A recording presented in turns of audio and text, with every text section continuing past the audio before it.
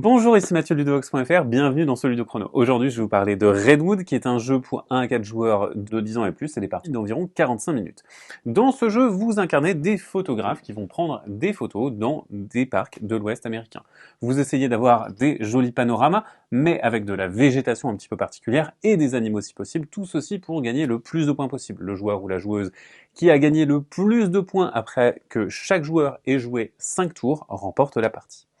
Chaque joueur va disposer d'un plateau personnel pour placer ses cartes panorama, mais va également avoir deux figurines de photographes, on va voir à quoi ça sert.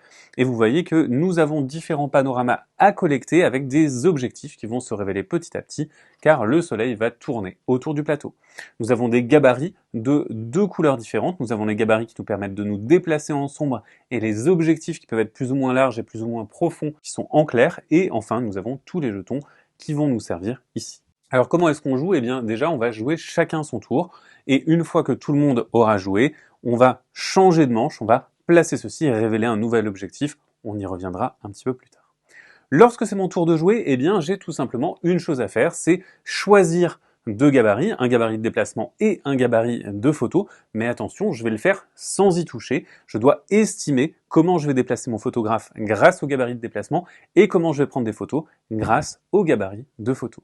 Et donc, grâce à mes gabarits, je dois à peu près estimer de là où je veux aller et de quelles photos je veux prendre et de quels éléments je veux dans ma photo. Sachant que, suivant les panoramas, vous avez un nombre d'emplacements qui sont représentés par ces cases et que vous ne pourrez pas forcément placer tous les éléments que vous avez dans votre photo sur votre carte. Ici, je vais choisir ce gabarit-là pour me déplacer et ce gabarit-là pour prendre la photo. Donc je récupère les 2 gabarits et ensuite je vais tout simplement les placer. D'abord je me déplace et donc je vais clipper mon gabarit comme ceci, et vous pouvez bien entendu réorienter le gabarit, et une fois que vous êtes satisfait, vous allez pouvoir placer votre deuxième figurine sur l'emplacement. Attention cependant, vous ne pouvez pas traverser un autre photographe ou un animal, donc ici je ne pourrais pas, je serais obligé de faire ceci par exemple.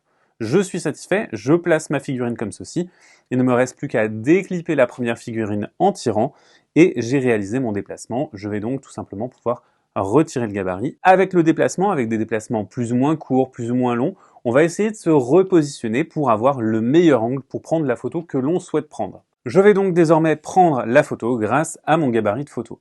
Je vais le clipper comme pour l'autre gabarit et ensuite je vais l'orienter comme je le souhaite. Je vais, pour récupérer un élément, devoir avoir entièrement cet élément dans mon objectif. Vous voyez que nous avons des petits trous, cela correspond à des perfect shots. Si on arrive dedans, eh bien on va avoir des points bonus. Ici, je vais choisir d'avoir ces éléments-là, donc le castor et également une fleur jaune, et je vais récupérer une carte panorama ici. Parce que, en effet, la ligne centrale va dicter le panorama que vous récupérez.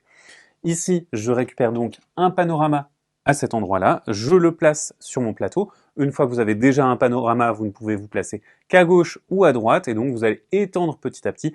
Et si jamais vous avez des panoramas contigus, eh bien vous allez marquer des points bonus qui sont symbolisés par des pommes de pin entre vos cartes. Ici, j'ai donc récupéré mon panorama. Je vais également récupérer des éléments que je vais venir placer sur la carte en question, pas sur les autres. Et donc là, je vais avoir une fleur jaune et ce castor.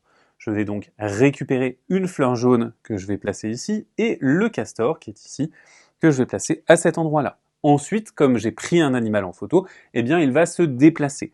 Et vous voyez que sur le plateau des animaux, nous avons les différents biomes dans lesquels ils peuvent aller. Et donc le castor va changer de biome, il va aller dans la rivière, et une fois que j'ai pris ma photo, eh bien je vais retirer ce gabarit. Maintenant, c'est la fin de mon tour, c'est au tour du joueur suivant. Mais avant qu'on aborde cette question-là et la question des différentes manches, il y a d'autres petits détails. Vous voyez qu'ici, il y a le soleil. Si jamais je prends le soleil en photo, c'est-à-dire que je récupère une carte ici, eh bien, je vais récupérer un pion soleil que je placerai sur cette carte. Et lorsque mon panorama est fini, si je n'ai pas du tout de soleil, pas de problème. Si j'ai un soleil, c'est parfait, c'est superbe. Mais si j'ai plus d'un soleil, eh bien, j'aurai des points négatifs. Donc, il faudra faire attention également à cela. Et ensuite, nous avons ces cartes objectifs. Ici, il n'y en a qu'une de visible. Donc, si j'ai réussi un perfect shot, je récupère une pomme de pin. Et si j'ai réussi à prendre en photo une fleur jaune, je récupère une pomme de pin. Je vais donc récupérer cette pomme de pin que je place sur mon plateau avant de passer au joueur suivant. Le joueur suivant va avoir la même séquence, sachant que ma figurine va rester ici, elle ne va pas revenir à son point de départ, bien entendu, et que les photographes des adversaires sont également des obstacles pour le déplacement des autres photographes. Donc on va se déplacer petit à petit, prendre des photos et étendre ces panoramas jusqu'à ce qu'on ait fait un tour de table en entier. Une fois qu'on a fait un tour de table, on fait passer le soleil d'un cran sur un autre panorama, on révèle un nouvel objectif et on va continuer à jouer avec une nouvelle possibilité de bonifier son jeu. Et on va faire ça de manche en manche jusqu'à ce qu'on arrive à la fin de la 5e manche, après quoi les joueurs auront complété leur plateau personnel et on comptabilisera les points de victoire. Vous comptabilisez tous les points de victoire, c'est-à-dire ceux des animaux que vous avez récupérés, ceux des fleurs, ceux également des objectifs que vous aurez pu récupérer, les soleils, etc., etc. Le joueur ou la joueuse avec le plus grand total remportera la partie. Voilà pour Redwood, il s'agit donc d'un jeu dans lequel vous allez estimer les distances de déplacement et de prise de vue en choisissant les bons objectifs et les bons gabarits, et dans lequel vous devez faire de très belles photos. Maintenant, c'est à vous de jouer, à vos appareils photo, et à bientôt sur ludovox.fr.